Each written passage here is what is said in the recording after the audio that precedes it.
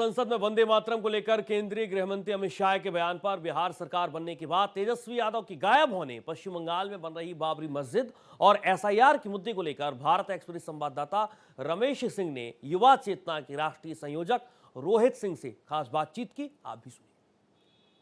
संसद में एक बार फिर वंदे मातरम को लेकर हंगामा हुआ। गृह मंत्री अमित शाह ने कहा कि वंदे मातरम का विरोध कांग्रेस के खून में है। पूरे मुद्दे पर बातचीत करने के लिए हमारे साथ रोहित कुमार सिंह जी युवा चेतना के संयोजक हैं। रोहित जी, संसद में क्या हो रहा है वंदे मातरम को लेकर? माननीय गृह मंत्री आदरणीय अमित शाह जी ने बिल्कुल ठीक कहा है।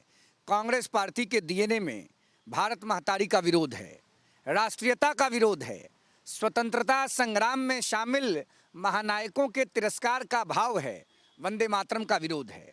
भारत के लोग बर्दाश्त नहीं करेंगे। इसीलिए कांग्रेस पार्टी को और कांग्रेस की लीडरशिप में बने गठबंधन को देश की सम्मानित जनता ने 2014 में, 2019 में, 2024 में और आने वाले हर चुनाव में रिजेक्ट करेगी। यही देश की जनता का मैंडेट है, यही देश की जनता का मिजाज है। लोकसभा में विपक्ष के नेता और कांग्रेस पार्टी के बहादुर शाह जफर श्रीमान राहुल गांधी जी को जवाब देना पड़ेगा। देश उनसे पूछ रहा है और राहुल गांधी भाग रहे हैं। ये नहीं चलेगा। वंदे मातरम का विरोध पाकिस्तान के निर्माता मोहम्मद अली जिन्ना ने किया था। जो व्यक्ति वंदे मातरम का विरोध करेगा, देश मानेगा कि वो जिन्ना का समर्थक है।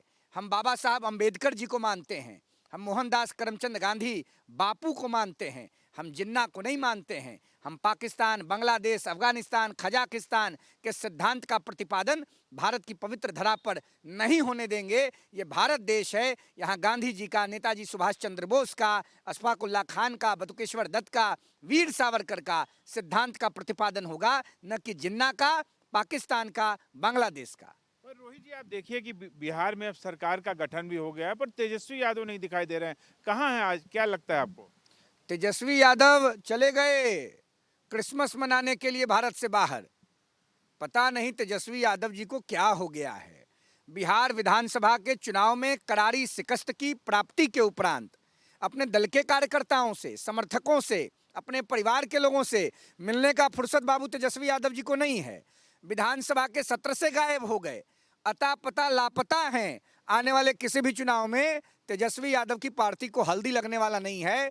तेजस्वी यादव जी का कन्विक्टेड चार्जशीटेड गठबंधन चारों खाने चित हो चुका है, रिजेक्ट हो चुका है। तेजस्वी यादव को बिहार की जनता ने पलायन का सर्टिफिकेट दे दिया है। पलायन के मुद्दे पर बात करने वाले तेजस्वी यादव ने बिहार की पवित्र धरती से चुनाव के परिणाम आने के तुरंत बाद पलायन कर लिया।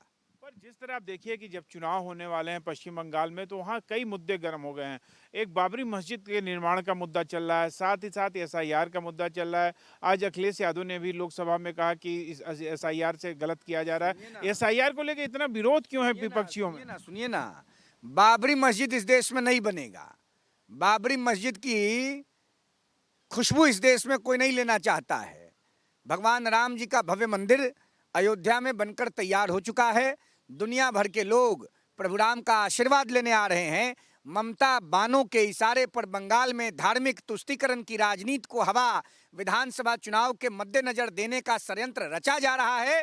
बंगाल की जनता ने निश्चय कर लिया है, गंगा सागर में तृणमूल कांग्रेस के पापों का, भ्रष्टाचार का, अनाचार, कदाचार, अत्याचार का पिंडदान बंगाल की जनता करेगी। बंगाल में जय श्री राम होगा। बंगाल में जिन्ना के समर्थकों का उत्पात अब नहीं चलेगा।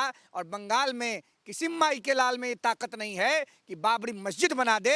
बाबरी मस्जिद भारत की धरती पर नहीं बन सकती है। बाबरी मस्जिद बनाना है तो अफगानिस्तान जाना होगा। भारत की धरती का प्रयोग बाबर के नाम पर किसी भी प्रकार के संस्थान, मस्जिद के लिए नहीं करने दिया जाएगा। ये देश की जनता का मिजाज है, ये बंगाल की जनता का मिजाज है। और एसआईआर पर भ्रमित विपक्ष न करे। एसआईआर की पूरी प्रक्रिया बिहार में हुई, एक कैजुअलिटी नहीं हुई। उत्तर प्रदेश के अंदर बीएलओज की हत्या हो रही है। मैं देश के माननीय गृह मंत्री आदरणीय अमित भाई शाह साहब से अपील करता हूं कि सीबीआई की जांच हो। मुझे लगता है कि कोई न कोई राजनीतिक पार्टी एसआईआर के मुद्दे पर भारतीय चुनाव आयोग को बदनाम करने के लिए कोई ना कोई सुनियोजित साजिश कर रही है। इस साजिश का पर्दाफाश होना चाहिए। लगातार तमाम जो राजनीतिक मुद्दे रहे उन पर बात किया रोहित कुमार सिंह ने। उन्होंने कहा कि इस पर जांच होनी चाहिए। देखना होगा कि एसआईआर के मुद्दे को लेकर जो संसद में हंगामा हो रहा है वो कब शांत होगा और एसआईआर को लेकर जो सफाई चुनाव आयोग को देनी है वो कब तक मिलेगी। कैमरामैन पवन के साथ रमेश कुमार सिंह, भारत एक्सप्रेस।